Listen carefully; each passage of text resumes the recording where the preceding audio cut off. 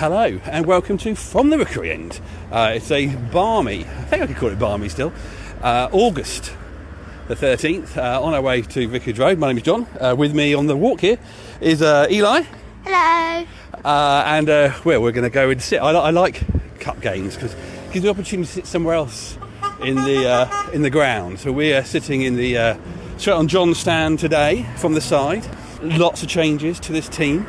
Jonathan Bond in goal. Pollock, Sierralta, Morris, Andrews, the back four, who knows? Ken Semmer, you got to love Ken Semmer starting. Loser, Deli Bashiri, who we did talk him up and big him up on the podcast this week, on the weekend, and he grew into the game away at Millwall. We also get to see Tom Ince from the start and Rivich from the start, but also Vata. We're getting quite excited about a couple of those players. Rocco Vata. Probably the one I'm most looking forward to seeing, but also interested in seeing Iman Loser, who's starting, to see if, is this a player who's playing for a place in the Watford squad? But we shall see as we head towards Vicarage Road. But before the game starts, and before we get there, I think I've downloaded I've got the tickets, Eli, don't worry. DCW's done a bit of research. Done a bit of basically, I think he's done an exercise to see if we should be getting excited about this League Cup, because there's a lot of disdain towards the League Cup. It's a bit weird in the sense of when it starts at the beginning of the season, is it a distraction from us settling into the league? And ultimately, is it worth it? Well, Dave's done a bit of research. I look back on Watford and how well we've done in this league, how well we've done in this cup. So let's see if we feel better after hearing from DCW, his roundup of Watford in the League Cup. The League Cup first round. Not the most exciting, mouth-watering prospect, especially in recent years for Watford. But, over the years, it hasn't been all bad, has it? So I thought I'd have a look through the archives and just have a bit of a journey, a potted history through our travails in the competition over the years. So our first ever game in the League Cup was in 1960. Perhaps Ollie or Colin could fill us in on the details of this game at some point. But that was against Derby County in October 1960. We lost 5-2 at the Vic. And then, as far as I can see, no real success until 1978-79 in Taylor's second or third season. We got to the semi-finals against Nottingham Forest, where we lost. Then to bring things up to modern day, we got to the quarter-finals in 2002 in the Vialli season, where we lost 4-0, sadly, at Hillsborough to Sheffield Wednesday in what was probably the low point of a season that featured many low points. We lost to Luton the season after in 2002-03, lost to them 2-1 at the Vic. That game most memorable for two things, really. One, a Matty Spring belter from 30 yards into the top corner for Luton, if I remember correctly, and also some of the Luton fans storming the pitch before the game, with one of them pathetically brandishing a corner flag as a weapon as he charged towards the Rookery End. And then 20 years ago to this very season, in 2004-05, under Ray Lewington, we had a storming League Cup run to the semi-finals. Here is the road to the semi-finals. You probably won't remember the early rounds, so I'll fill you in now. Round 1, we beat Cambridge United 1-0 at the Vic. Andy Farrell scoring for Watford. Remember him? Geordie lad. Only thing he ever did for Watford, but he played his part. Round 2, away to Reading, beat them 3-0. Goals from Hammer Buatsa, Neil Cox and an own goal. Round 3, Sheffield United away, 0-0, and we squeaked it 4-2 on penalties. Round 4, this is where it gets interesting. Southampton at home. Steve Wigley's Southampton at home. We hammered them 5-2. Goals from Buatsa, James Chambers, 2 for Bruce Dyer, and that amazing volley by Heider Helgeson. And then that set us up with a quarter-final against Southampton's rivals, Portsmouth, who were in the Premier League at the time, of course, and we saw them off with ease. 3-0, a brace for Helgeson, another goal for Bruce Dyer, and that, of course, led to a semi-final over 2 legs against Liverpool.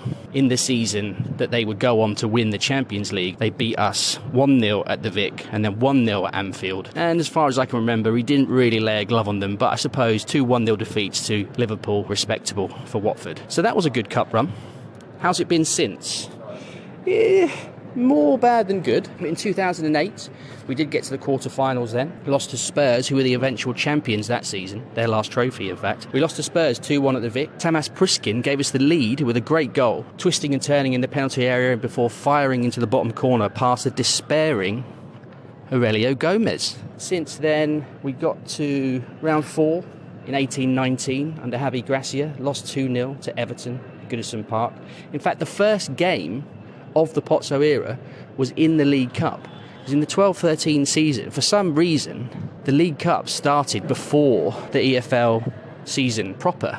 So the League Cup started on a Saturday in August that season, where we beat Wycombe Wanderers after extra time 1-0 with Chris Uwelamo scoring the only goal. Now, of course, tonight we're playing MK Dons, who we did play in this competition 2 seasons ago at the Vic in the same round, and they beat us 2-0. Let's hope that's not the same tonight. But we've actually played at MK Dons in the League Cup, but not against MK Dons. In that 18-19 season, we beat Spurs 2-0 at MK Dons Stadium because they were at Wembley at the time, and Wembley was booked basically that night, and the Tottenham Hotspur Stadium obviously wasn't ready yet, so they had to find somewhere to play, and MK was the choice that they came up with. But obviously in recent times it has been slim pickings, to say the least, for Watford in the League Cup. So here are the teams that we've lost to in rounds 1 or 2 since the competition went to single leg ties in the first and second rounds in 2001. Because before that, in this competition, in the first and second rounds, they were over 2 legs. Then it went to single leg ties in the third round. Mad competition. Don't know why that was a thing, but thankfully they got rid of it. So the teams we've lost to in the first or second round since then: Luton, Bristol City twice, Southend, Leeds, Notts County, Bristol Rovers, Bradford, Norwich, Doncaster Rovers, Preston, Gillingham, Newport, MK Dons and Stevenage. So there have been some flat nights in the first and second round of the League Cup in recent times.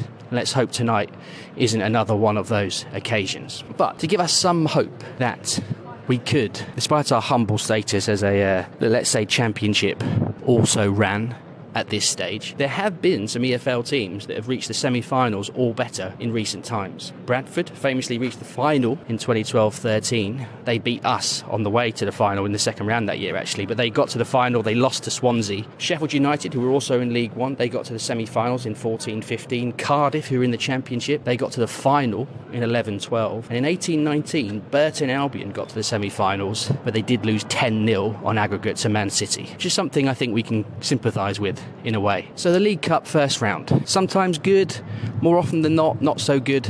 But who knows, maybe this year, 20 years on from that semi-final run under Lewington, maybe history could repeat itself and we go on an unlikely cup run. Fast forward 2 hours. Final score here at Vicarage Road: Watford 1, MK Dons 2. We are at half-time, and DCW, unfortunately, your clever joke there will not happen. 2-0 already to the Hornets. We can't lose it 2-1. Well, okay. We can lose it, but we can't lose it 2-1. Absolutely. Look, every time we get one of these draws in the Carabao Cup, either the first round that we're in now or the second round, you just think, well, this is a good opportunity to turn up, just do a job, put a bit of minutes in the legs, in the tank, and get a bit of confidence, build a bit of momentum. And always seem to find it so hard. Yeah. Always, without fail, we get here and we're like, oh, I should have been like everyone else and stayed at home. Tonight, at half-time, different kettle of fish. Absolutely. Get it? Different kettle of fish. Absolute dream come true for Mattie Pollock. He's captain tonight as well. And he's the first Watford player named after a fish to score since Hake Livermore or Cod Thomas. I'm not sure which one it is. Also, luckily for him, he's a Man United fan, and I wonder if Eric Ten Hag is at home watching and going to put an order. Probably closer to it. Probably be Stingray Lewington. That'll be plenty more where that came from. Oh my God! Although, funnily enough, my God, I hope not. Funnily enough, we asked where the goals are going to come from in this Watford side. Well, it's obviously the centre backs. Pollock scored, great header by the way, and Sierralta crashed one against the bar as well. Yeah. Well, it's been after Saturday, Mike. So that's what we'll do with you. Compared to Saturday, we saw a formation, we saw a way of playing, and you think early in this season, you sort of want to. That's an important thing to keep going, and if you can see it through a depth of squad, 9 changes here, and it's still playing out that way, that's for me, that's a good sign.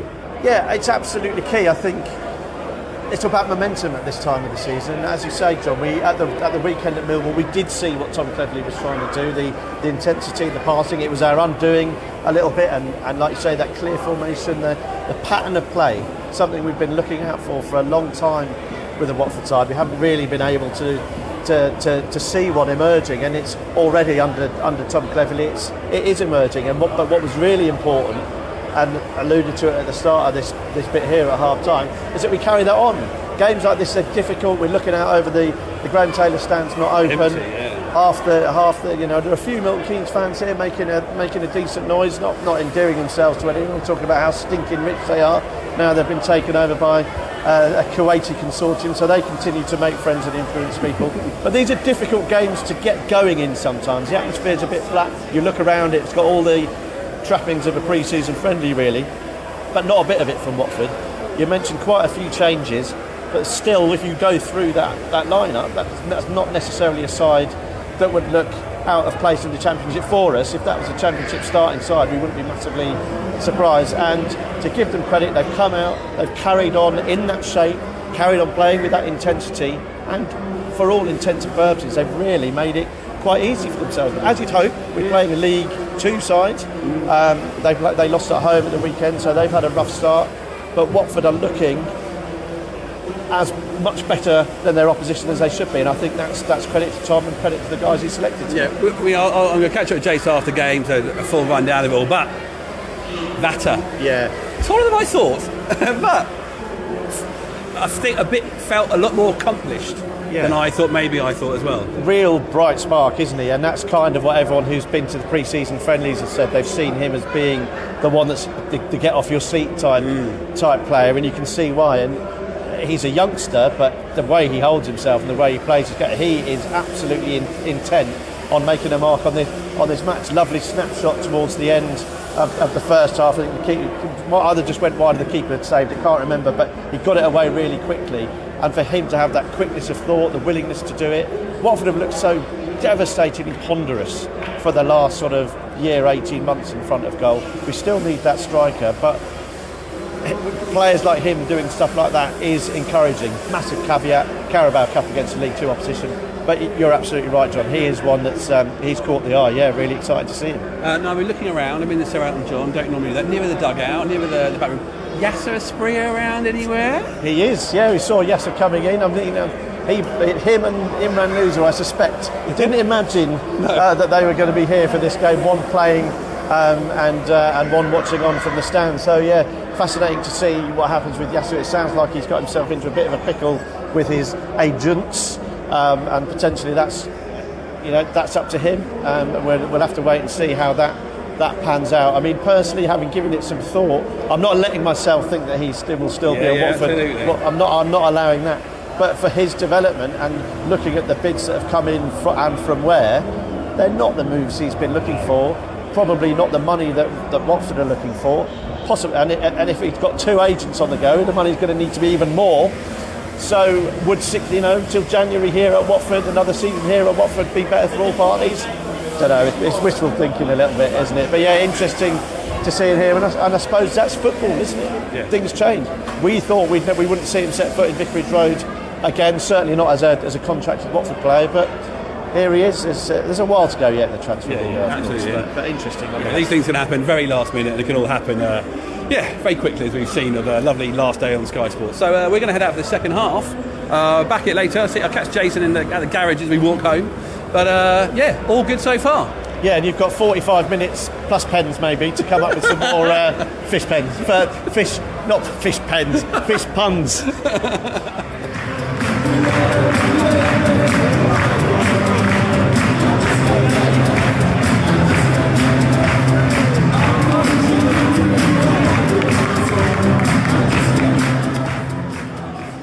So the game's finished, and it's finished 5-0 to the Glory Hornet boys. As I left it with Mike, we were 2-0 up after that Pollock header and the goal from Paul Ince. And the goal from Tom Ince. To be fair, Paul Ince probably could have scored those goals.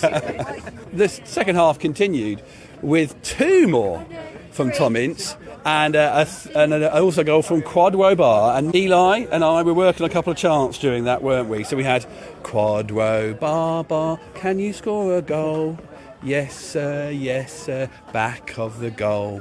One for the head coach and one for the fans and one for the Italian man who lives in the stand. Sits in the stand, or maybe I should have said. Yeah, but Jason, second half, I think the whole game overall, what are your first sort of look at that team? I know it's not the same team that played on Saturday, but your first sort of what are you thinking about that sort of the way they were set up and the way...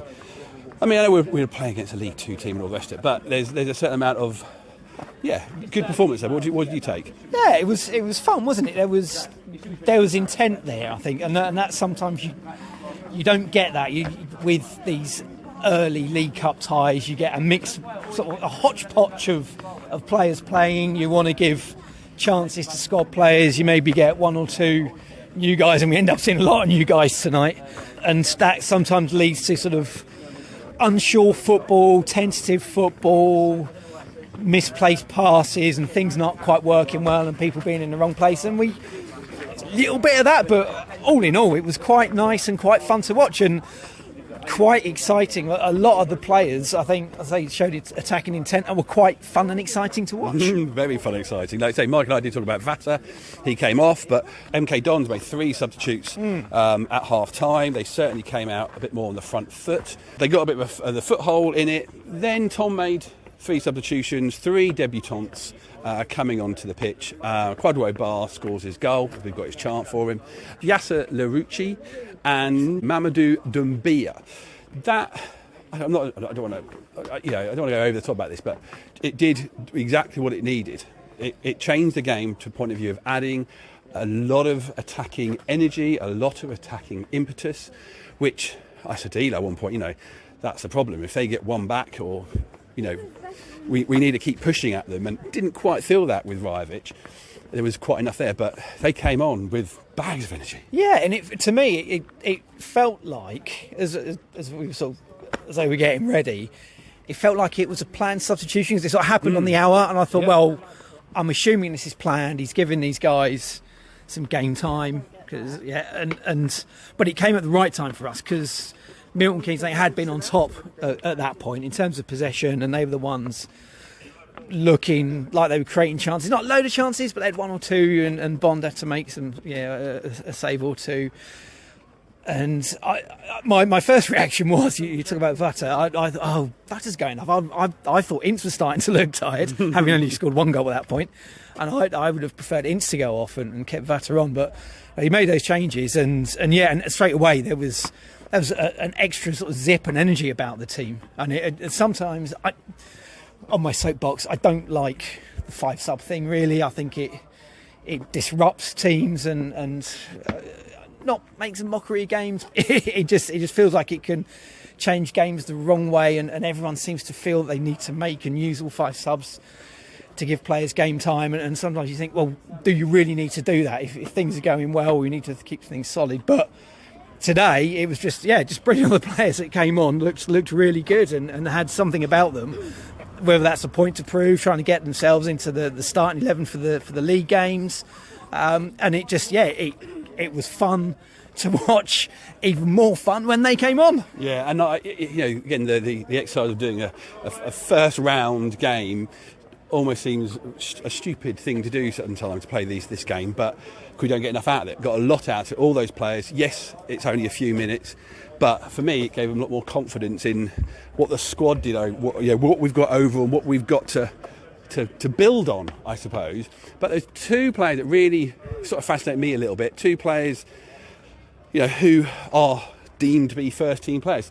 Tom Ince, but also Imran Loser sort of really grew into that game, and I felt he was lost, and I think I was sat next to Ollie Wicken. He sort of said he looked like he had no confidence whatsoever, but the 2 of them, I think they got a lot out of that game. Yeah, I think so. I think probably what helped Loser was that his part in the goal, in the second goal just before half time, doing what we know Loser can do. It's that delightful ball over the top for Andrews to run onto, which he did really well. He kept his head, he was composed, and he kept his head and played a nice ball across for Ince to score. But Yeah, he was tidy. I can't recall him putting a foot wrong, apart from there was one stupid back heel thing where he left Morris in trouble. But I think other than that, I thought, yeah, he looked pretty tidy getting about the pitch. I think the system is great as well for all the players. There's definitely a sort of fluidity there, and players seem to be given a bit of licence to move about. And Loser was doing the work to cover players as well, where we're getting players forward on the right-hand side. There was a point where Andrews had gone forward and Loser's dropped in sort of almost in the right-back slot and helping the defence out. So, yeah, happy to see that performance from Loser. You think you sort of question whether does he still want to be around given what happened last season with the loan move and everything. But, yeah, nice performance from him tonight, I thought. Okay. Well, I'm going to push you now, Jason. Who is your new favourite Watford player? Oh, blimey. Now you see, I normally like a left back, but we haven't got any, so because we're playing 3-4-2-1. It's early days, isn't it? If you want me to look at that game, yep, and pick a player from there, I just like Baah when he came on. Just his energy and his direct running and the pace, the backflip celebration. Yeah, that was amazing. He was probably a bit fortunate with the goal. The goal, he probably felt he could have done better with that one as well as Ince's second. But the backflip for me also got me extra excited, and I did say that does make me a cheap football fan, that I get overly excited because he can do a backflip, and I do enjoy that. But yeah, just felt a little bit more like he's going to sort of bed in and maybe a little bit quicker. I think that's probably why I preferred him. Yeah. But I think overall there were options. It was a shining through for the new system. It was a very enjoyable evening. Maybe a little bit bad because of Tom Delibashiru going off. Didn't look too injured. Yeah, maybe more let's hope cautious. he's okay. Yeah. But you can just got to say a very, very successful evening for Watford Football Club. Yeah, absolutely. When you consider the last 4 seasons, I think we've been knocked out by a team from a lower division, including at home to Milton Keynes a couple of seasons ago. Some bloke, Rob Edwards, was in charge then, I think. What does he know about football? It just makes a nice change, doesn't it, to be in the hat for the next round and seeing a performance like that. We've been worried about where we're going to score goals from this season. We've played 2 games and we've scored 8. It's fantastic. Can we play against that goalie every week though? That's the only thing I'd say. Well, of course, we'll see if we do get some more goalies to play against like that, and see if we can. You never know. Keep a bit of a run going at home to Stoke on Saturday. But I think more than anything, I think it's another game against a traditional established championship side. We can really see what these boys can do in those games, which is of course going to be our week in, week out, not a game against a League 2 team like Milton Keynes does. So thank you so much. Thank you very much, Jason. Thank you. Thank you very much, DCW, for his input about the history of the Watford and the Carabao Cup, or the League Cup. Thank you to Michael. We're back again after the game against Stoke on Saturday for another podcast. So thank you very much for listening, and come on, you Orns!